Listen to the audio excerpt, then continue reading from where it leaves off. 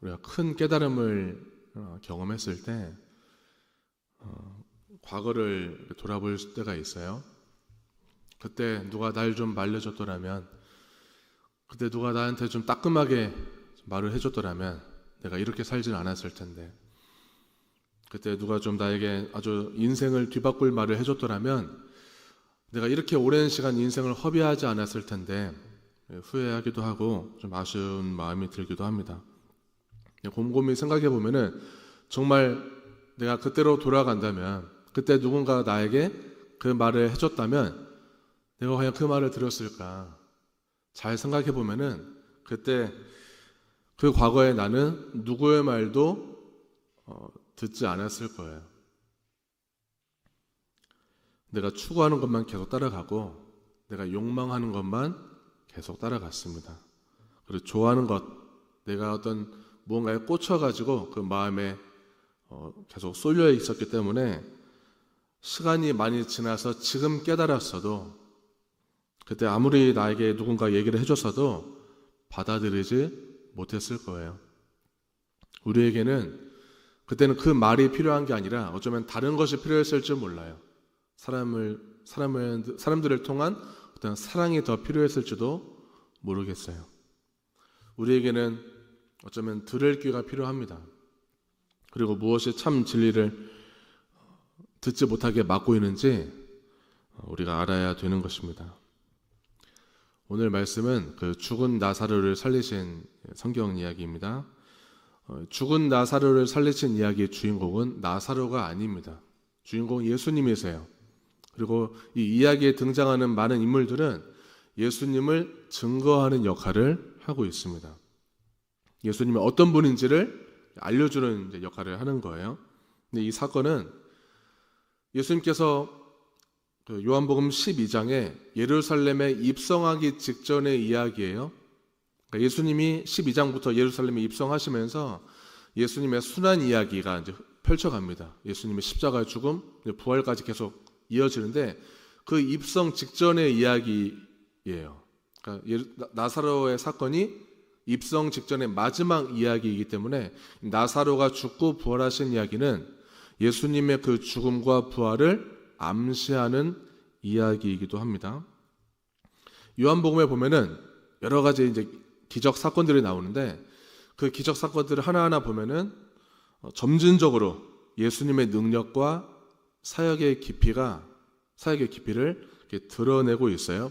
그 마지막 절정이 나사로의 부활 사건이에요. 이 사건은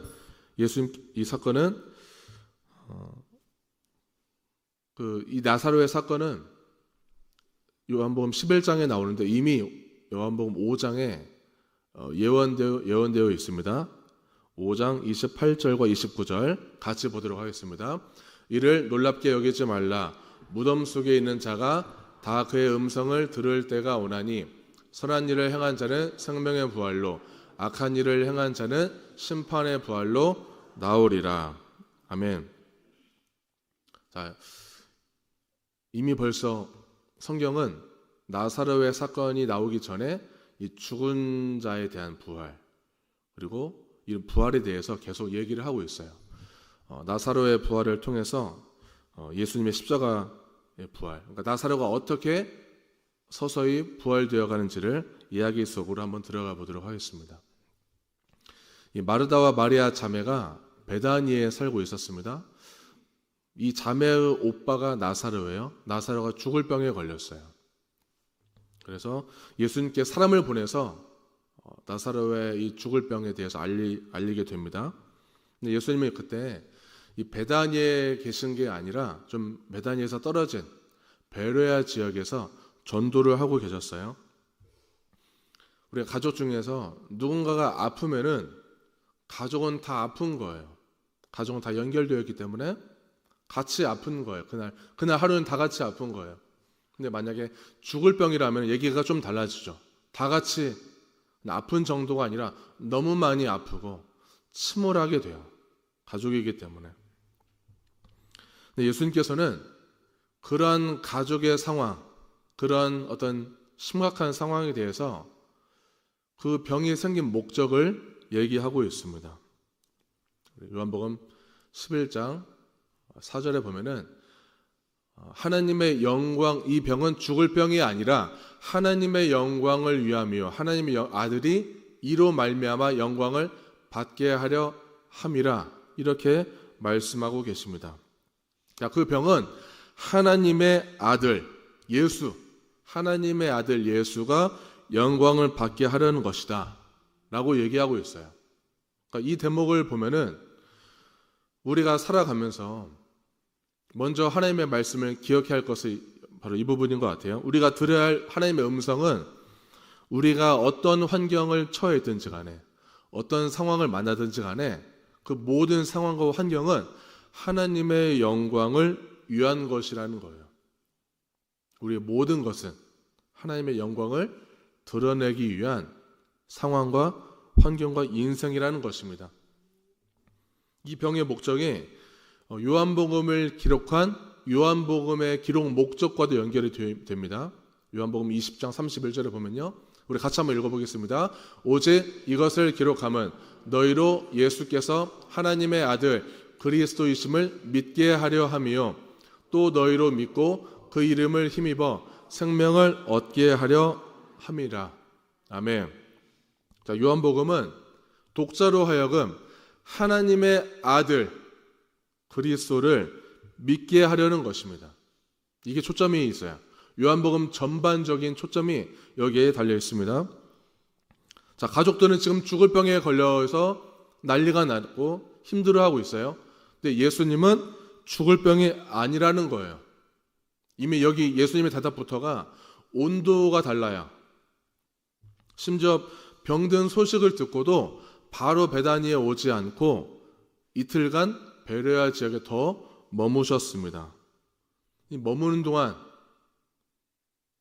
나사로가 죽어요.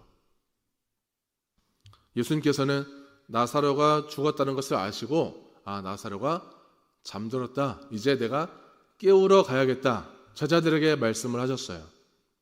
제자들이 말하죠. 주님, 잠들었으면은 다시 일어날 수는 있어요. 그러니까 예수님의 말은 그냥 곧대로 듣는 거예요. 잠들었다고 하니까 일어날 수 있는 거라고 얘기하는 거예요. 그러니까 제자들은 부활에 대해서 아예 상상을 하지 못하고 있습니다. 그냥 제자들은 본인들이 가지고 있는 일반 상식, 자기 신념, 어떤 일반 사고 체계에 의해서 듣는 거예요. 그리고 듣고 싶은 대로 듣는 것입니다. 예수님께서 다시 말씀하시죠. 나사로는 죽었다. 14절과 15절에 보면은 이렇게 나와 있습니다. 같이 읽겠습니다. 이에 예수께서 밝히 이르시되 나사로가 죽었느니라. 내가 거기 있지 아니한 것을 너희를 위하여 기뻐하노니 이는 너희로 믿게 하려 함이라. 그러나 그에게로 가자 하시니. 아멘. 예수님께서 지금 예수님의 감정이 어떻다고 나오고 있죠? 예수님은 지금 기뻐하세요. 예수님의 감정은 아주 기뻐하십니다. 왜? 만약에 나사로 옆에 예수님이 계셨다면은 당장 나사로를 고칠 거 아니에요? 고치면은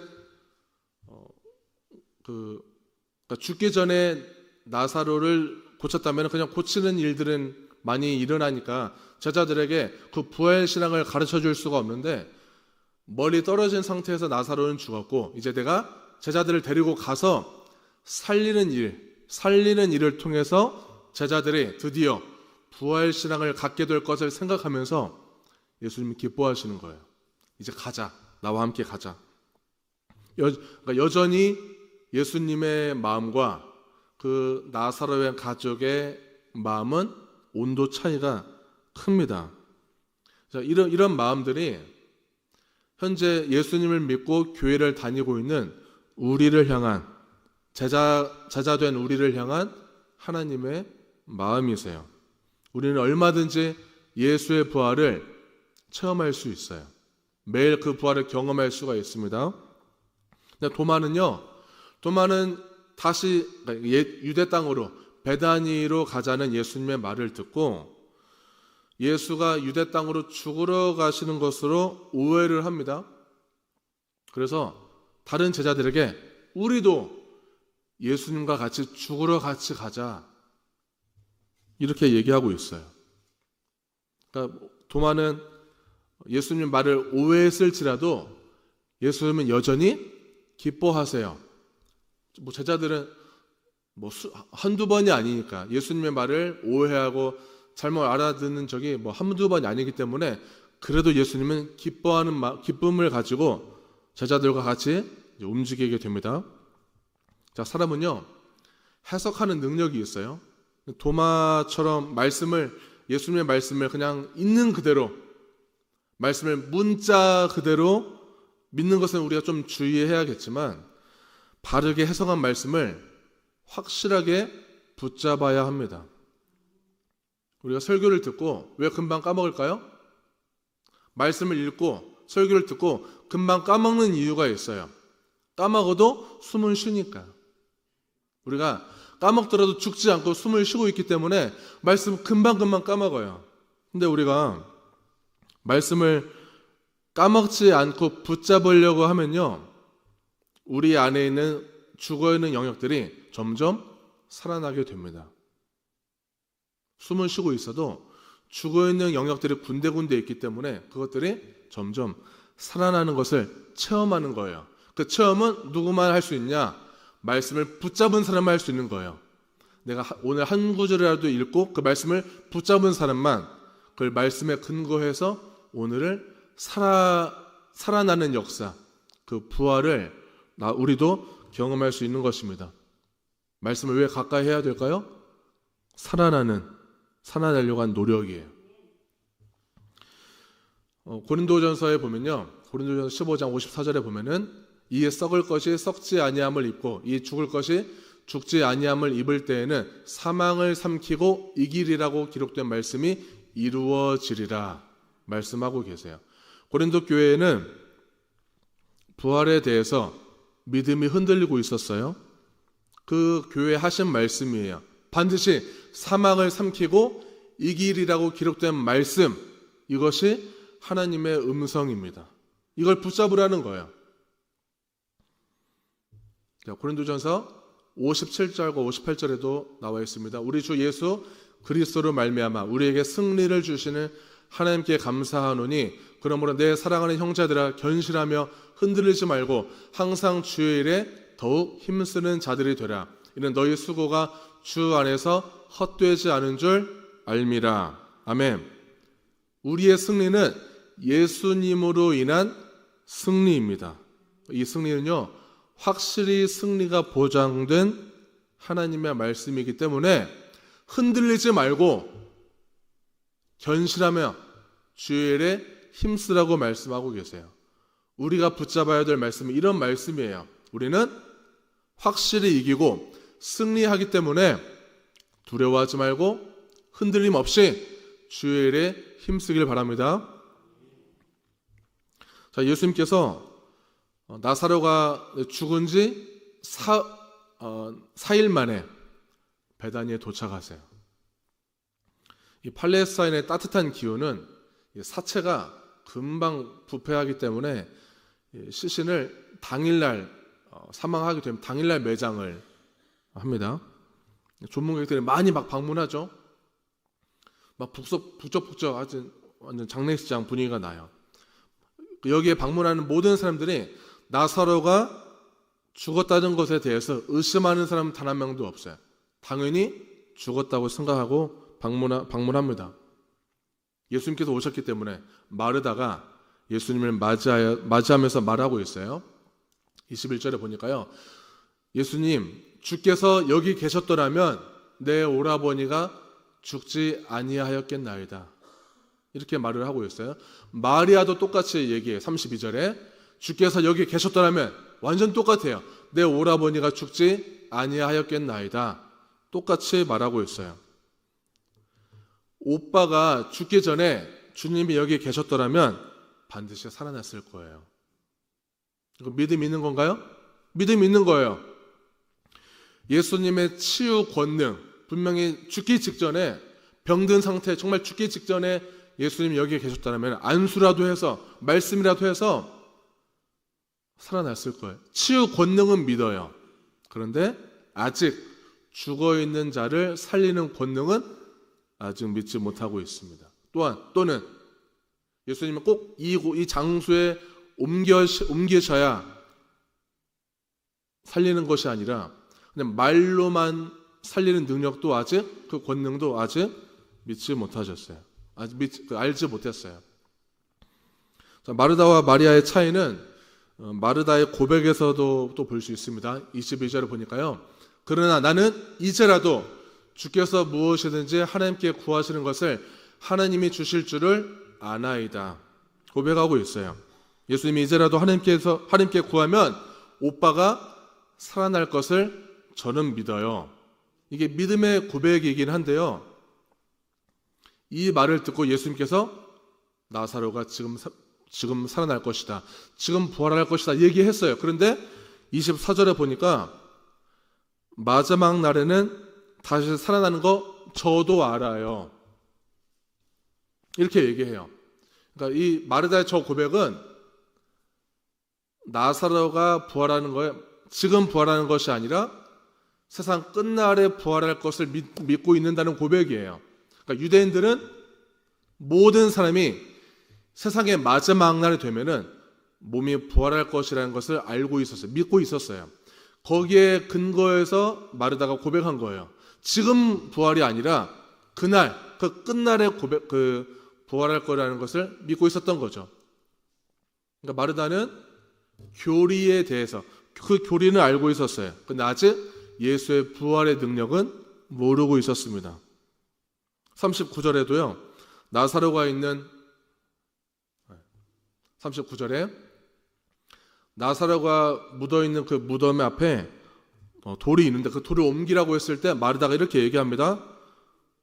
죽은 지 나흘이 되었습니다. 벌써 냄새가 납니다. 다 부패했어요. 시체는요. 이렇게 얘기해요. 여전히 부활을 의심하는 거예요.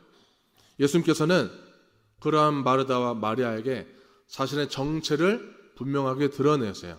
25절부터 27절을 같이 읽겠습니다. 예수께서 이르시되 나는 부활이요 생명이니 나를 믿는 자는 죽어도 살겠고 무릇 살아서 나를 믿는 자는 영원히 죽지 아니하리니 이것을 내가 믿느냐. 이르되 주여 그러하외다. 주는 그리스도시요 세상에 오시는 하나님의 아들이신 줄 내가 믿나이다. 아멘. 예수 자신이 곧 부활이십니다. 예수님은 부활 자체세요. 마르다의 고백 아주 멋있죠. 주는 그리스도시고 세상에 오시는 하나님의 아들이신 줄 믿습니다. 이 말씀은 아까 나사로에게 그 죽을 병을 주신 목적과 똑같아요. 이 병을 통해서 하나님의 아들의 영광을 나타내려고 하는 거예요. 예수 그리스도에게 계속 초점이 맞춰져 있어요. 요한복음의 기록 목적과도 다 연결되어 있어요. 죽음을 통해서 하나님의 영광을 드러내려고 하시는 것입니다. 아까 요한복음 5장에서 나사로의 사건을 예언하는 말씀이 있었다고 했는데 요한복음 5장 25절에도 이런 말씀이 있어요. 진실로 진실로 너희에게 이르노니 죽은 자들이 하나님의 아들의 음성을 들을 때가 오나니 곧 이때라. 듣는 자는 살아나리라 말씀하고 있습니다. 정말 이 본문도 나사로 사건을 암시하고 있는 거예요. 부활이신 예수님, 생명이신 예수님께서 정말 나사로를 부릅니다. 나사로야 나오너라. 나사로가 그 음성을 듣고 밖으로 나와요. 무덤에서 나옵니다.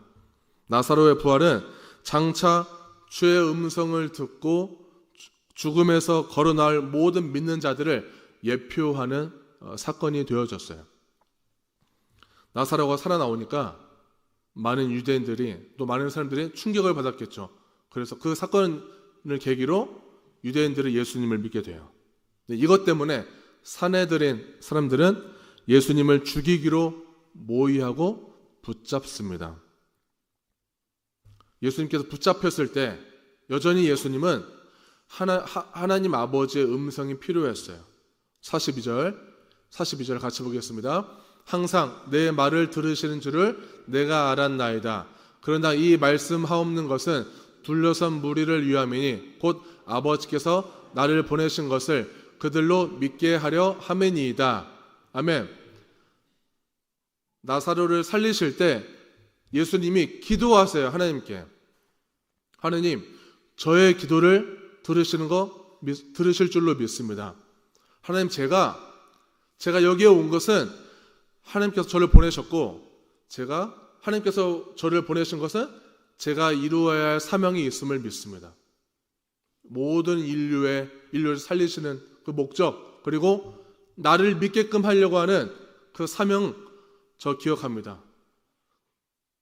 그러니까 예수님이 죽으시기 전에 이러한 하나님의 음성이 필요해요. 사람은 사명이 없으면 금방 좌절하고 절망합니다.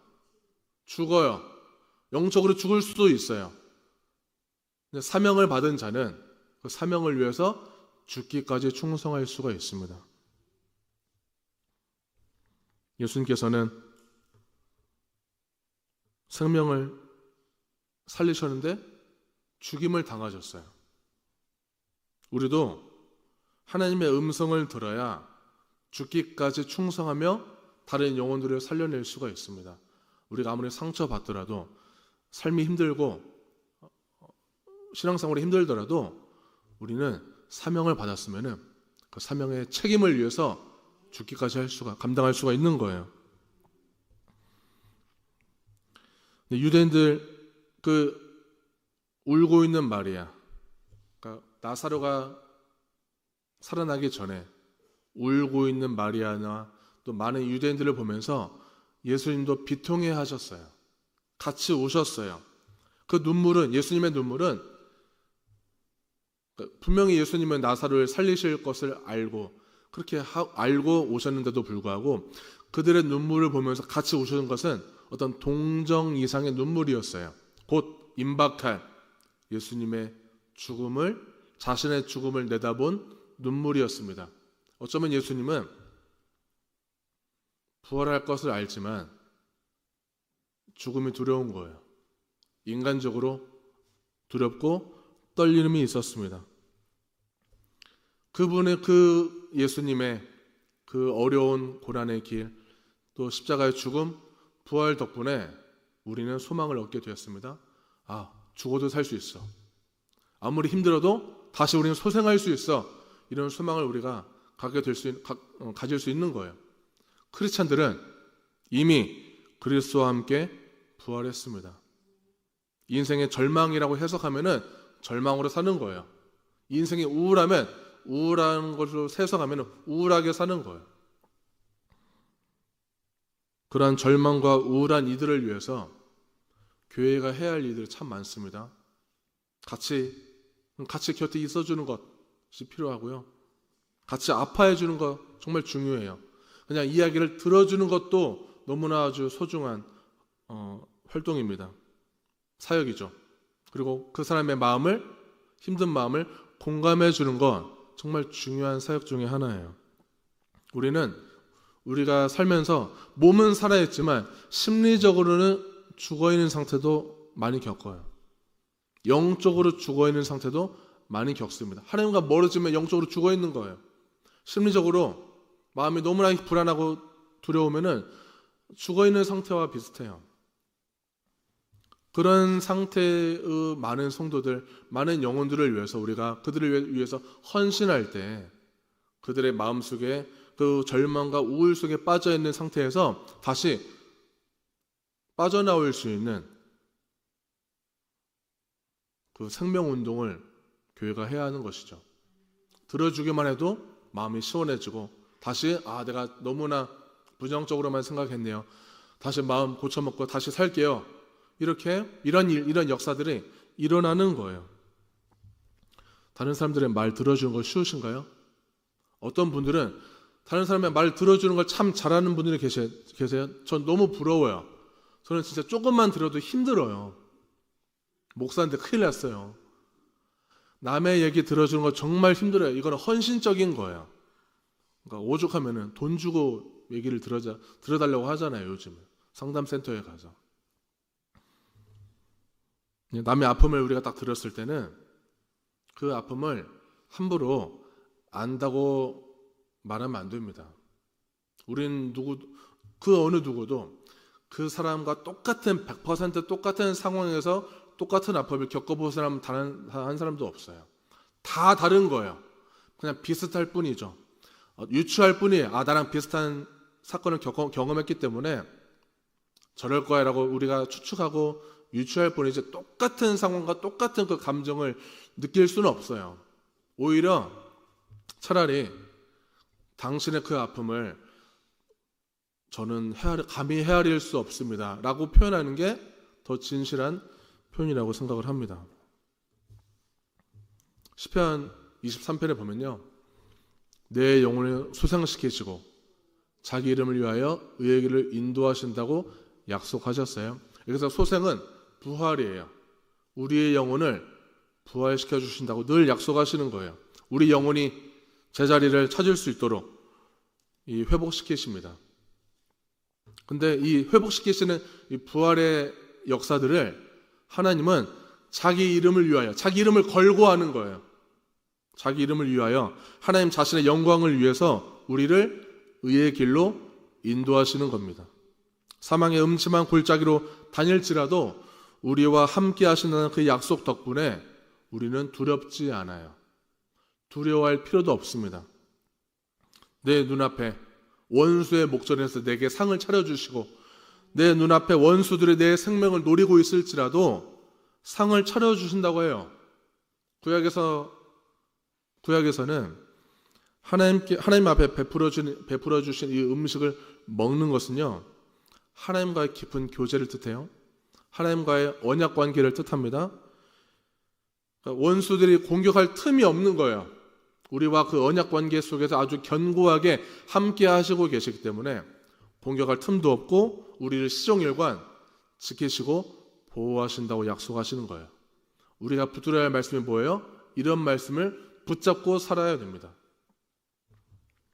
자, 욥기에 보면은 욥의 세 친구들이 나옵니다. 욥이 죄를 지었기 때문에 네가 이렇게 큰 고통과 고난을 당하는 거라고 정죄하듯이 얘기를 해요. 생뚱맞게 엘리후라는 사람 인물이 나와요. 엘리후. 그는 욥에게 도움을 주는 것처럼 얘기하고 있지만 엘리후는 정말 교만한 사람이에요. 적 그리스도로 해석하기도 합니다. 상징하기도 해요. 되게 똑똑한 척, 교만한 사람이에요. 그 사람이 이렇게 얘기합니다. 하나님은 사람에게 분명히 말씀하시는데 사람은 관심이 없어. 하나님께서는 분명히 사람에게 말씀을 하시는데 사람들은 들으려고를 안 해.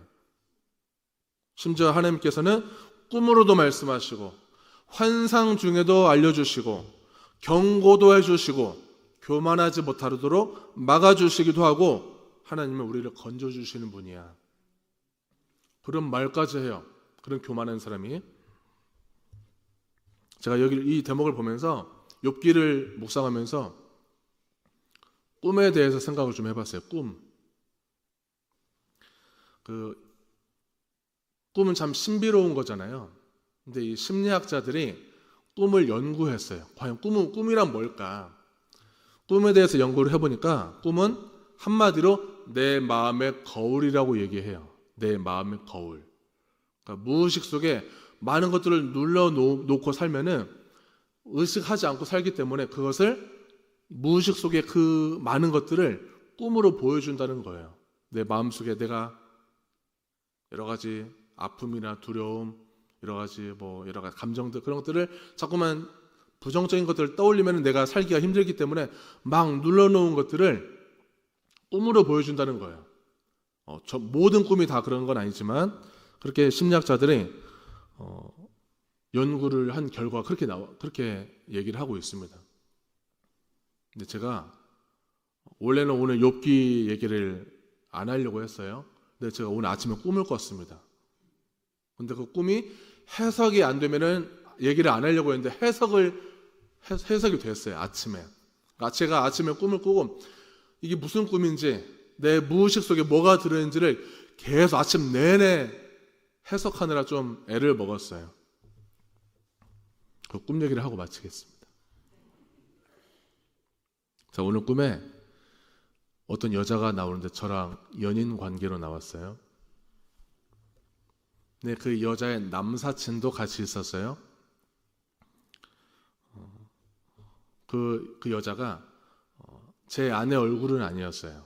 전혀 다른 여자였어요. 저랑 사귀는 관계이고. 근데 그 여자가 이렇게 말했습니다.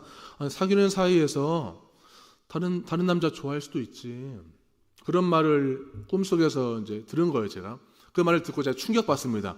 이건 제 상식선에서 용납이 안 되는 말인 거예요. 너무 충격을 받고 그 말에 대해서 나한테 설명해줘. 설명을 제가 요구했습니다. 요구했더니 별다른 설명을 안 하는 거예요. 그리고 옆에 있는 남사친과 여자친구 둘 다 어이없어 했어요. 저는 너무 이제 화가 나니까 해명이 없다면 우린 끝이야. 그 이별을 선언했죠. 그리고 조금 있다가 이제 박차고 이제 일어났어요. 조금 있다가 다시 또 만났어요. 그 둘 다 또 만났어요. 둘 다 만나는데 또 설명해달라고 했는데 설명을 안 해요. 그리고 잠에서 깼습니다. 이게 도대체 뭐지? 이게 뭘까? 제가 사순절에 하나님 앞에서 약속한 게 있어요. 자기 전에 간식 안 먹기. 제가 꼭 자기 전에 꼭 이런 군것질이 땡겨서 꼭 뭘 먹고 자요. 바나나 한 개라도 먹고 자고 호두 과자 3알 먹고 자고 이런 식으로 꼭 뭘 먹고 자요. 참 나쁜 습관이긴 한데, 근데 총 사순절 44일 동안 33일을 안 먹었어요. 너무 잘했죠? 그럼 제가 며칠 먹은 거죠? 11일을 먹었습니다. 전 그래도 너무 잘한 것 같아요. 제 자신에게 칭찬해주고 싶어요. 자, 근데 부활주일 이제 전날까지 했으니까 부활주일부터 다시 자기 전에 간식 먹기가 부활됐어요. 그러면 안 되는데 주일부터 월요일, 화요일 계속 먹었습니다. 자기 전에. 어떤 분이 좀 한심하게 쳐다보네요, 저를. 제가 어제 퇴근을 하고 너무 피곤해서 집에 오자마자 한 2시간 정도 잤어요. 일어나고 오늘 설교 주면 밤늦게까지 할 것 같다. 그래서 간식을 좀 사다 놔야겠다. 아내랑 아기가 이제 자러 들어간 후에 아주 조용히 숨 죽이고 갔다 왔습니다. 뭐 생라면도 사오고 아이스크림도 좀 사오고 음료도 좀 사왔어요. 정말 많이 먹었어요, 어제는. 근데 제가 딱 조용히 갔다 왔는데 갔다 왔을 때 아내가 깼어요. 그래서 초긴장 상태로 사온 것을 숨겨두고 계속 마치 설교 준비를 계속 하고 있었던 것처럼 이렇게 자세를 취하고 있었어요. 갑자기 불쑥 들어올 수도 있으니까. 다시 아내는 들어오지 않았고 다시 이제 자러 들어갔어요. 저는 이제 생라면은 또 그 뽀득뽀득 소리 나면서 먹잖아요. 소리 안 나게 하려고 또 천천히 녹여 먹었습니다, 아주. 근데 저는 그렇게 천천히 먹으면서 좀 불편한 거예요. 좀 편하게 먹고 싶은데 눈치 안 보고 좀 먹고 싶은데 좀 불편한 거예요. 이런 내 신세가 내가 왜 이렇게 먹어야 되나. 근데 꿈속의 인물들이 꿈속에서 그 남사친과 여자친구가 저를 바라보는 태도가 마치 제가 아내를 보는 태도였어요. 어이없게 바라보는 표정, 또 저렇게까지 해야 되나? 나도 몸에 안 좋은 거 다 알아. 나도 공부 어느 정도 해봤어. 근데 나도 알고 어느 정도 조심하면서 먹고 있는 거야. 보면 아내는 임신을 위해서 지금 둘째 준비를 하고 있기 때문에 임신을 위해서 먹는 거 되게 조심하고 있어요. 그리고 건강을 위해서도 조심하고 있어요. 단 거 안 먹으려고 하고 있어요. 근데 이런 저도 나름 많이 노력하고 있는데 그 아내의 당부들이 종종 잔소리로 들리니까 불편한 거예요. 나도 좀 편하게 먹고 싶은데. 근데 마치 저도 다 아는 것처럼 교만하게 사는 거죠. 제가 이걸 딱 깨달은 순간 내가 아내를 바라보면서 되게 아는 것처럼 다 알고 나도 다 알고 이미 다도 해봤고 나도 노력하고 있고 이런 교만한 태도가 나왔다는 것을 깨닫는 순간 머리가 맑아졌습니다. 아침에 꿈이 이제 통찰이 된 거죠. 내 무의식 속에 부활주일부터 이제 해방이야. 나는 이제 자유롭게 먹을 거야 했던 저의 어떤 나쁜 습관들이나 그 죄악들을 다 이제 눌러놨었는데 이런 것들이 다시 깨닫게 된 거죠. 하나님께서 오늘 아침에 출근하고 또 설교 준비를 추가로 이제 오늘 꿈 얘기를 이제 적고 있는데 화장실을 3번이나 갔어요. 배가 계속 안 좋았어요. 부글부글했습니다. 뭔가 부글부글만 해도 알아들을 텐데 꿈까지 보여주신 이거는 하나님의 메시지다. 그리고 다시 자기 전에 간식 안 먹기를 계속 하기로 했습니다. 하나님의 말씀 들어야 할 것 같아요. 자, 우리는 말씀이 범람하는 시대를 살아가고 있어요. 그러나 지금 시대는 귀를 닫아버려요. 진리를 알아도 듣기 싫어하고요.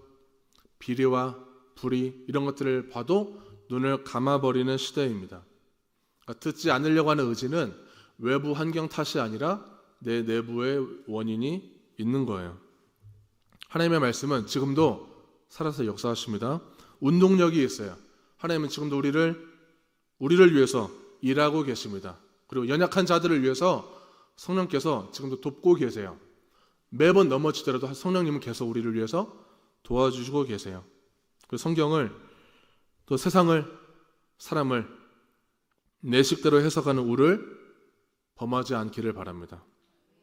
바르게 해석하는 이 지혜를 달라고 기도하시고 성령께서 이 말씀을 통해서 또는 눈에 보이는 여러 가지 현상에 대해서 바르게 해석하게 해달라고 지혜와 또 성령의 조명을 간구하시기를 바랍니다.